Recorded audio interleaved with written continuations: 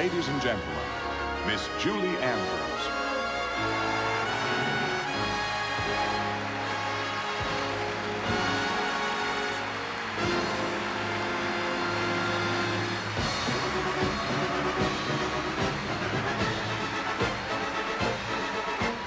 Don't talk of stars burning above.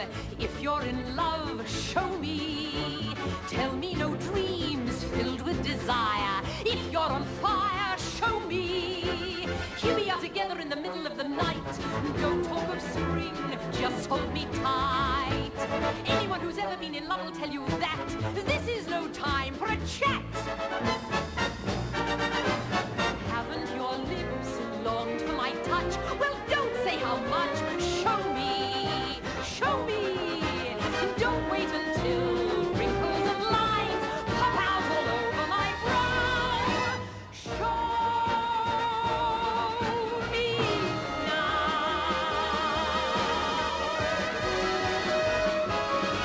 I could have danced all night. I could have danced all night and still have begged for more. I could have spread my wings and done 1,000 things I've never done before.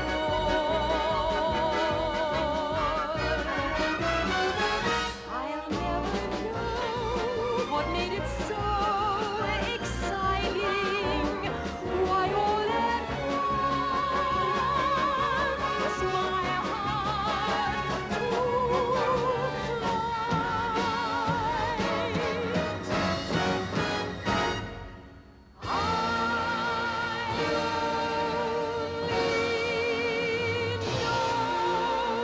when he began to dance with me. I could have danced, danced,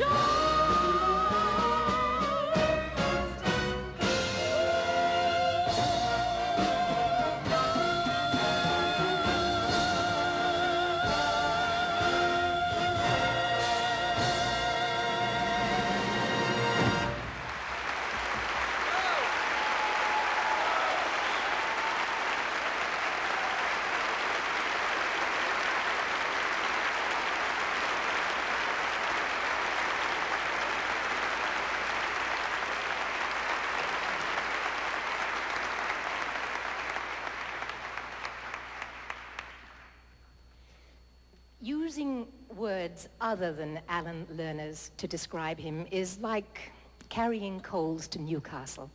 But I did want to talk about this singular man in a way that he would perhaps never have talked about himself. I can't imagine Alan talking about his generosity, but he was the most giving of men, not only with his talent, but with his humanity.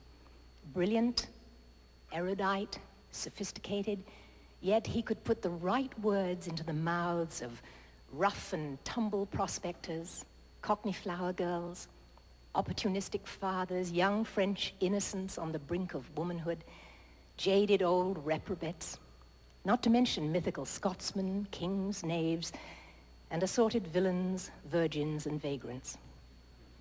He gave them all eternal life. Alan was also an impeccable lyricist, as we have heard this evening. He worked, he reworked, he tore up page after page of wonderful words because to him they were not perfect. Yet finally, his words flowed and marched and soared from the stage with an inevitability that was the mark of not just a craftsman, but of an artist who truly cared about his people. And Alan did care very deeply, not only for his creations, but for all the people involved in the creative process with him. He loved with an optimist's hope for a happy ending prior to the curtain coming down. And with fond memories and also deep gratitude to Fritz Lowe, Burton Lane, Moss Hart, Rex, Richard, and Richard. It's my privilege to bring you just a few more of Alan's perfect words. They come at the end of Camelot. King Arthur has just knighted the young boy, Sir Thomas Malory, and commanded him to run home and keep the flame of the Round Table alive. Who was that boy? King Pellinore asked Arthur. And Arthur responds, "Oh, one of what we all are, Pelly. Less than a drop in the great blue motion of the sunlit sea.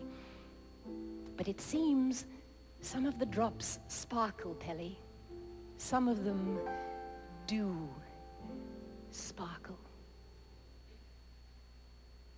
Each evening from December to December, before you drift asleep upon your cot, think back on all the tales that you remember of Camelot.